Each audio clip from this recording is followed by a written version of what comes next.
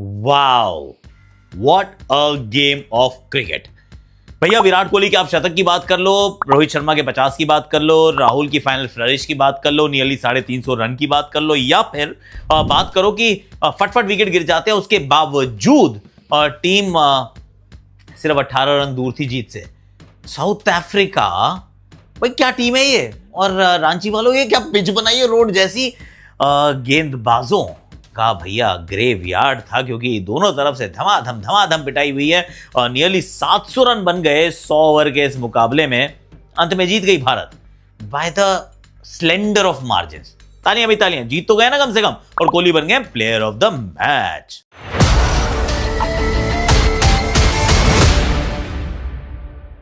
Hashtag Akashvani में आप सभी का हाथ जोड़ के स्वागत है। कैसे हो आप लोग? आई रियली होप कि आप अच्छे होगे और आपने एंजॉय किया होगा ये मैच। इनफैक्ट विराट कोहली की पारी और भारत की पहली पारी, वो सब मैं ऑलरेडी रिकॉर्ड कर चुका हूं। तो एक बार जरा cut to some time ago, जो फर्स्ट इनिंग्स के बाद मैंने रिकॉर्ड की थी। क्यों की थी मैं अभी आपको बताऊंगा, क्यों एंड में बता रहा हूं मैं कि मैं क्यों पहले की थी। देखो वापिस आओ, फिर हम करते हैं फील्डिंग की चर्चा।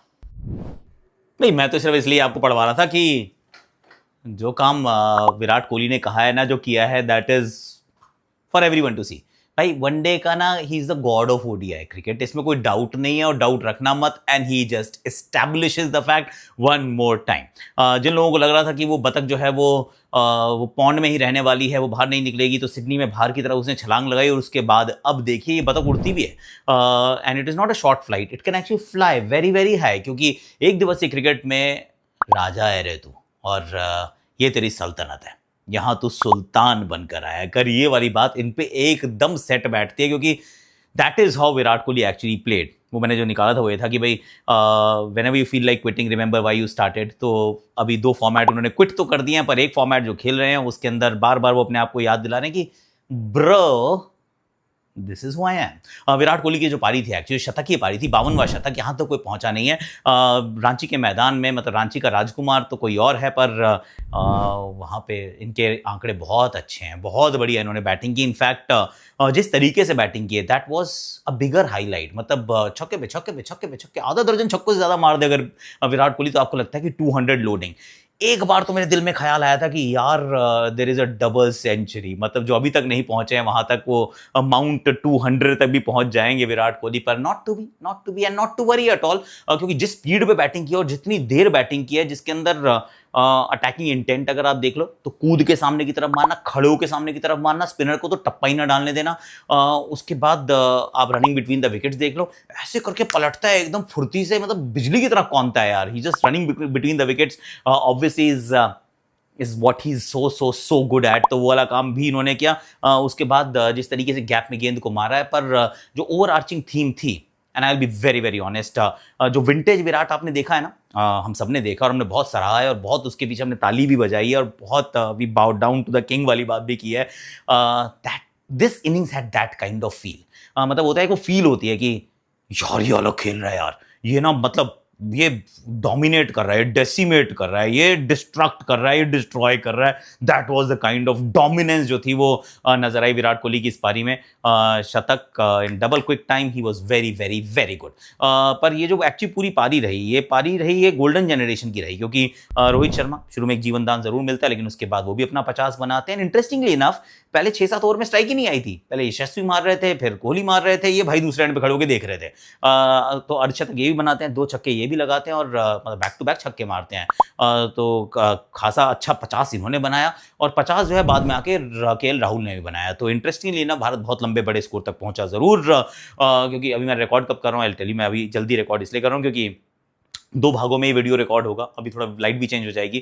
ये फर्स्ट इनिंग्स की ब्रेक पे मैं आधा वीडियो रिकॉर्ड कर रहा हूँ। क्योंकि आज दीपक चहर आ रहा है, मेरा दोस्त घर आ रहा है, तो उसके लिए खाना वाना तैयार कर रहे हैं, तो we'll sit and watch the second innings. तो उसके बाद का रिकॉर्ड करूंगा। तो पर एडिटर को थोड़ा काम दे दिया जाए कि अच्छे से वीडियो बना पाएँ, तो उनके लिए हम फटाफट रिकॉर्ड कर रहे हैं। पर जो बड़ी आर्चिंग थीम्स थी वो तो ये थी, ओवर आर्चिंग थीम्स की।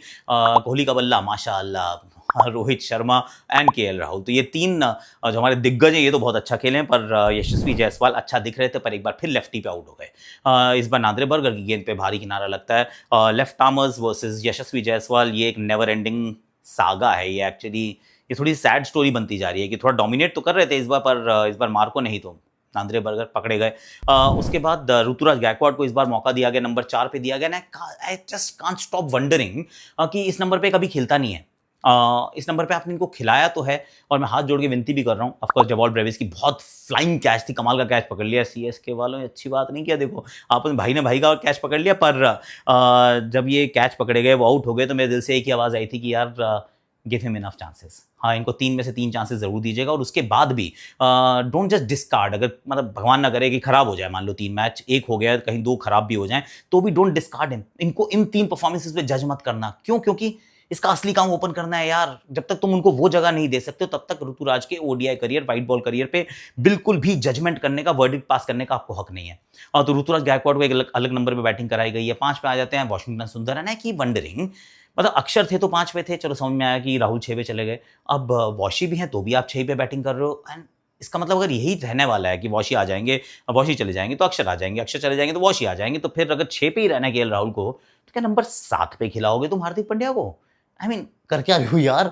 जो जहां बैटिंग नहीं करता उसको वहां करा रहे हो। ऋतुराज ने कभी 4 नंबर पे नहीं की, आपने कहा तुम 4 पे करो। वॉशी ने कभी 5 पे नहीं की, उन्होंने कहा तुम 5 पे करो। केएल राहुल का जो सबसे सर्वश्रेष्ठ प्रदर्शन जो ओडीआई क्रिकेट में आया है, ऑफकोर्स यहाँ पे 50 बनाया तो इट्स वेल डन, पर जो सबसे अच्छा ये खेले हैं वो खेले 4 या 5 पे। उन्होंने कहा नहीं, 4-5 पे तुम अच्छा खेलते हो, कोई बात नहीं, तुम 6 पे जाओ। नीतीश कुमार रेड्डी के लिए तो अभी भी जगह नहीं बना पाया, तो मैं कह रहा हूं अगली जब श्रृंखला है तो इनको ड्रॉप कर देना, क्योंकि आप ठीक नहीं कर रहे हो। आप टीम के साथ इनको घुमाते रहते हो, इससे अच्छा डोमेस्टिक ही खेलने दो यार। सईद मुश्ताक अली ट्रॉफी खेल रही है, वहां जाके भाई बंदा खेल लेता, क्योंकि तुम उसको नहीं खिला रहे हो। नहीं खिलाना तो मत खिलाओ, मतलब इट इज एब्सोल्युटली फाइन। मेरे तो कोई बुआ का बेटा तो है नहीं कि मैं कहूंगा कि इनको खिलाओ। आपने इनको प्रॉमिस और पोटेंशियल पे सेलेक्ट किया था। आपने इनको ये सोचा था कि हार्दिक पांड्या नहीं होंगे तो हमारे पास कोई और होना चाहिए। अगर हार्दिक पांड्या हैं भी, तो भी साउथ अफ्रीका में वर्ल्ड कप है, तो हम चाहते हैं कि हमारे साथ एक पेस बॉलिंग ऑलराउंडर साथ में तैयार हो, पर तैयार नहीं कर रहे हैं आप। अब जब तैयार कर ही नहीं रहे हो तो ड्रॉप कर देना भाई, फिर क्या ही पॉइंट है एक जगह को खराब कर रहे हो। And what about Rishabh Pant? Again ना अगर वो मेरे बुआ का बेटा नहीं, तो ये भी मेरा कोई मामा का बेटा नहीं है, मासी का बेटा नहीं है। ऋषभ पंत, तुम इनको भी तो खिलाने का मन तो तुमने नहीं बनाया ना, कि कब खिलाओगे, कब खिलाओगे? ये तो मौका था, मिडिल ऑर्डर में जगह थी। आपने कहा नहीं नहीं नहीं, आप तो मिडिल ऑर्डर में खेलते हो, पर हम आपको नहीं खिलाएंगे। आपकी 4 और 5 पे अच्छा प्रदर्शन है, पर आपको नहीं खिलाएंगे। 4 पे हम एक ऐसे बंदे को खिलाएंगे जो कभी नहीं खेला 4 पे, 5 पे भी हम ऐसे बंदे को खिलाएंगे जो कभी नहीं खेला 5 पे, and then we'll actually make merry. अभी भी मुझे इस टीम का बैटिंग ऑर्डर समझ में नहीं आ रहा है। ये बैटिंग ऑर्डर जो है ना, ये अलग ही तरीके का डिसऑर्डर है। ये तो वो 3 दिग्गज हैं, वो गोल्डन जनरेशन ने ये वाला मैच निकाल दिया, बहुत दूर ले गए। और maybe again at the time of recording it's 350 is a very decent score. हम मैच जीत भी जाएंगे, अगर उल्टा पड़ भी गया तो भी 350 तो बहुत बना दिए थे ना। तो गोल्डन जनरेशन ने बचाया तो है, पर batting order, do let me know in the comment sections यार, कि ये बैटिंग ऑर्डर का किया क्या जाए। मार दिया जाए या छोड़ दिया जाए, अरे बैटिंग ऑर्डर तेरे साथ क्या सुलूक किया जाए। And by the way I also missed commentary. आप लोगों ने बहुत प्यार भेजा कि सर आपको मिस किया हमने जब कोहली 100 बना रहे थे, रोहित मार रहे थे। I also missed my commentary, पर इट्स ओके यार। अच्छा लगता अगर करता तो, पर अगेन आई डोंट डिसाइड कि मैं कौन से मैच में कमेंट्री करूंगा, कौन से में नहीं करूंगा। So this is not my call to make और टेक। ठीक है, अब मैं जाता हूँ, दीपक के आने का समय हो चुका होगा, मैं जाता हूँ। Okay bye bye. चलिए अब जरा वापस, क्योंकि अब दीपक घर जा चुके हैं, उनको मैं नीचे छोड़ के आ गया आराम से। He is gone home. हमने बहुत अच्छे से खाना भी खाया, it was a good day. Wife ने खाना भी अच्छा बनाया, वेरी नाइस एक्चुअली। आज हमने दही के कबाब खाए, हरा भरे कबाब खाए, सब घर पे बनाए थे। दही पापड़ी चाट भी घर पे बनाई थी। शाही नहीं एक्चुअली कढ़ाई paneer, chole, mix vegetable, and the thing it was beautiful, बहुत ही खूबसूरत था। हाँ जी, अब जरा रन चेज की कर लेते बात। और रन चेज की सिंपल स्टोरी ये थी कि शुरुआत हुई थी ऐसे जैसे मैच हो जाएगा फटफट खत्म। पहले रायन रिगल्टन, फिर क्विंटन डीकॉक, फिर एडन मार्करम। चलो जी, ये कोई प्रॉब्लम नहीं है। शुरू में 2, 2.5, 3 ओवर जो बॉल स्विंग हुई है उसमें हर्षित राणा ने कमाल कर दिया, हर्षदीप सिंह छा गए, सब कुछ ठीक है, we are good and we'll be fine. लेकिन उसके बाद पता चलता है भैया ये पिच जो है ना, ये रोड है, और अगर कहीं वो शुरू में आउट ना हुए होते तो ये 350 रन आपने बनाए तो थे, ये 46.3 ओवर में चेज भी हो जाते विद विकेट्स टू स्पेयर। क्योंकि उसके बाद जब पिटाई शुरू हुई है, पटाई भाई अच्छी तरीके से पिटाई हुई है, दोनों छोरों से पिटाई हुई है, सबकी पिटाई हुई है। It was only Kuldeep Yadav जो बार बार आते हैं, विकेट चटकाते हैं। एक ओवर में जो 2 विकेट उन्होंने चटकाई, आई फेल्ट कि वहां पे गेम एक्चुअली पूरी तरह से बदल गया। पर some of the shot making was breathtaking. I mean जो ऐसे करके बिना देखे डेवॉल्ट ब्रेविस छक्के मार रहे हैं, और मैं कह रहा हूँ छक्के रांची में मार रहे हैं, सीएसके वाले वहां चेन्नई में घुस हो रहे हैं कि कर क्या रहे हो यार, इतनी गजब बैटिंग। एक आधा शॉट ऐसा था कि नहीं ये नहीं छक्का हो सकता, वो भी छक्का हो गया। और उसके बाद मार्को यानसन भाई ने जहां गुवाहाटी में मारना शुरू किया था रांची में मार रहा है, मारता ही जा रहा है और लंबे लंबे छक्के मारा। और वो जो गेंद थी छक्के मारने वाली थी, इस पे इवेंचुअली आउट भी हुए, पर अगर वो नहीं होते तो वहां मैच खत्म ही कर देते। उसके बाद उसके बीच में पहले ब्रेट्सकी, बाद में आगे कॉर्बिन बॉश, सबने मारा है भाई, सबने मारा है। ये sometimes you play a game जहां पर आपको लगता है कि अब बॉलर्स की क्या ही बात, मतलब तारीफ करनी है बल्लेबाजों की, पर बॉलर्स जस्ट पार्टिसिपेटेड। कोई बॉलर ऐसा नहीं था जो कंपीट कर रहा हो, जिसके 6-6.5 रन प्रति ओवर रन ना पड़े हो, और सबकी पिटाई हुई है, कंसिस्टेंटली पिटाई हुई है। बहुत सपाट पिच थी, बाद में थोड़ी सी ड्यू भी आई थी, पर आई मीन क्या ही बोले यार।